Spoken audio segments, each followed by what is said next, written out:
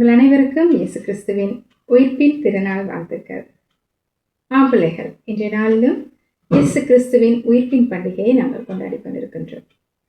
உங்களுக்கு தெரியும், நாங்கள் கடந்த பெரிய வெள்ளிக்கிழமை அன்று, கடந்த 2 நாளைக்கு முன்னதாக நாங்கள் பெரிய வெள்ளிக்கிழமையை நினைவு கூர்ந்தோம். பெரிய வெள்ளிக்கிழமை என்றால் இயேசு எங்களுடைய பாவங்களுக்காக அடிக்கப்பட்டார். அவருடைய கரங்கள் கால்களிலே ஆணி அடிக்கப்பட்டது. அவர் முள்முடி சூடப்பட்டார். நானும் நீங்களும் செய்த பாவங்களுக்காக எங்கள் மீது இருக்கின்றதான அளவு கடந்த அன்பு நிமித்தம் அவர் தன்னுடைய உயிரையே எங்களுக்காக பலியாக கொடுத்து சிலுவையிலே தொங்கினதை நாங்கள் கடந்த பெரிய வெள்ளிக்கிழமை என்று நாங்கள் தியானித்தோம்.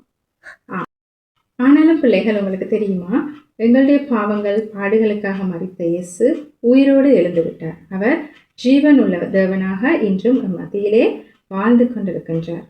அவர் மரணத்தை ஜெயித்து விட்டார், மரணத்தை வெற்றி பெற்றார் என்பதைத்தான் நாங்கள் உயிர்ப்பின் பண்டிகை அல்லது ஈஸ்டர் என்று சொல்லி நாங்கள் கொண்டாடி கொண்டிருக்கின்றோம். எங்களுடைய திருமறையிலே நீங்கள் வீடுகளிலே பெற்றோரோடு சேர்ந்து வாசித்து பாருங்கள். யோவான் 20ஆம் அதிகாரம் முதல் 18 வசனங்களை நீங்கள் வாசித்து பார்த்தீர்கள் என்று சொன்னால், அந்த வசனங்களை நாங்கள் வாசித்து பார்க்கின்ற வேளையிலே நாங்கள் பார்க்கிறோம், இயேசுவின் சீஷர்கள் அந்த இடத்துக்கு இயேசுவை வைக்கப்பட்ட கல்லறைக்கு இயேசுவை பார்ப்பதற்காக வருகின்றார்கள். அந்த இடத்திலே அவர்கள் கல்லறையிலே அந்த இயேசுவை பூட்டி வைத்திருந்த கல் புரட்டப்பட்டிருப்பதை அவர்கள் காண்கின்றார்கள். அது மாத்திரமல்ல, இயேசுவை சுற்றி வைத்திருந்த சீலை துணிகள் மாத்திரமே அந்த இடத்துல இருந்ததாகவும் இயேசுவை காணவில்லை என்று சொல்லி நாங்கள் வசனங்களிலே பார்க்கின்றோம். இதை பார்த்த உடனே அந்த சீடர்கள் மிகவும் துக்கம் அடைந்து வேதனையோடு இருந்தார்களாம். அதே நேரத்திலே அந்த இடத்திலே மகதலேனா மரியாள் என்று சொல்கின்ற இயேசுவுக்கு மிகவும் பிரியமான ஸ்திரீ அந்த இடத்திலே வந்திருக்கிறார்.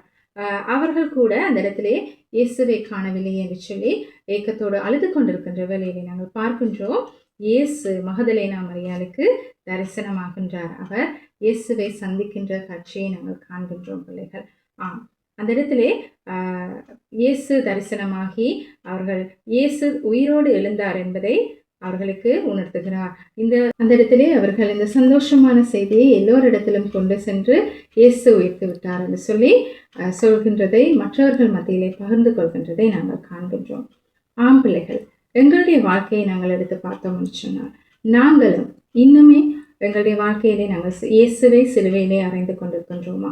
எங்களுடைய செயல்பாடுகள் அல்லது நாங்கள் நடந்து கொள்கின்ற விதங்கள் எப்படியாக இருக்கின்றது? நாங்கள் செய்கின்ற பாவங்கள், எங்களுடைய பிழையான காரியங்களின் நிமித்தம் நாங்கள் மீண்டும் மீண்டும் இயேசுவை சிலுவையில் அறைந்து கொண்டிருக்கின்றோமா? அப்படி இல்லை என்று சொன்னால், இயேசு உயிர்த்தெழுந்து விட்டார் என்பதை நாங்கள் அறியாமலேயே வாழ்ந்து கொண்டிருக்கின்றோமா என்றதை சொல்லி நாங்கள் ஒரு விசை சிந்தித்து பார்க்க வேண்டியவர்களாக இருக்கின்றோம். பிள்ளைகள், நீங்களும் இன்றைய நாளிலே இயேசு உயிரோடு எழுந்தார் என்பதை நீங்கள் விசுவாசிக்கின்றீர்களா? அன்று மகதலேனா மரியாளுக்கு தரிசனமான இயேசு இன்றும் எங்கள் மத்தியிலே உயிரோடு வாழ்ந்து கொண்டிருக்கின்றார். நாங்கள் விசுவாசிப்பது மாத்திரமல்ல, மற்றவர்கள் மத்தியிலே இயேசுவின் அந்த அன்பை நாங்கள் வெளிப்படுத்த இருக்கு. நாங்கள் எங்கள் மீது இருக்கின்றதான அளவு கடந்த அன்பு நிமித்தம் அவர் தன்னுடைய உயிரையே பலியாக கொடுத்தார்.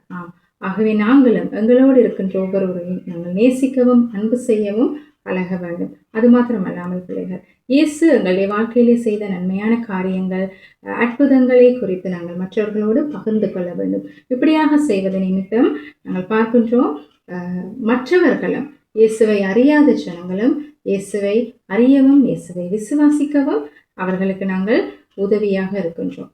இந்த இடத்திலே நான் உங்கள் மத்தியிலே ஒரு சிறிய கதையை கூறப்போகின்றேன். நீங்கள் விருப்பம் தானே கதை கேட்பதற்கு? சரி, ஒரு சின்ன கதைக்குள்ளே நாங்கள் போவோம். ஒரு சிறிய கிராமத்தில் ராகுல் என்று சொல்லி ஒரு சிறுவன் இருந்தானாம். ஒரு நாள் அவன் தன்னுடைய அம்மாவிடம் போய் கேட்டானாம், அம்மா, ஒரு விதையை நாங்கள் மண்ணிலே புதைத்தால் அது இறந்து விடுமான்னு சொல்லி. அப்போ இந்த அம்மா சிரிச்சு கொண்டே சொன்னாங்களாம், தன்னுடைய கையிலே ஒரு விதையை கொடுத்து சொன்னாங்களாம், இதை நீ மண்ணிலே புதைத்து விட்டு பாருன்னு சொல்லி. ஆனாலும் புதைத்து விட்டு சில நாட்கள் காத்திருக்க வேண்டும் சொன்னாங்களாம். இந்த ராகுல் என்ன செய்தானாம், இந்த மண்ணில விதையை கொண்டே போட்டுட்டு 2 நாட்கள் கழித்து போயிட்டு பார்த்தானாம். ஆனாலும் ஒன்றுமே நடந்திருக்கலையாம். இந்த ராகுலுக்கு ஒரே ஒரு ஏமாற்றம் போல இருந்ததாம். அப்போ இந்த ராகுல் அம்மாவிடம் சொன்னானா, அம்மா, இந்த விதை இறந்து விட்டது போல என்று சொல்லி. அம்மா மெதுவாக சொன்னானா, நீ கொஞ்சம் காத்திருக்கணும் மகன், இன்னும் சில நாட்கள் நாங்கள் இருந்து பார்ப்போம் என்று. சில நாட்கள் கழித்து அந்த மண்ணிலிருந்து ஒரு பச்சை முளை வெளியிலே வந்ததை இந்த ராகுல் அவதானித்தான். அவதானித்தது மாத்திரமல்ல, ராகுலுக்கு ஒரு ஆச்சரியமாகவும் இருந்ததாம். ஆச்சரியமாக இருந்தது நிமித்தம் இவன் போய் அம்மாவிடம் கேட்டானா, அம்மா இது எப்படி இந்த பச்சை நிறத்தில் இப்படி ஒரு முளை வந்தது என்று சொல்லி.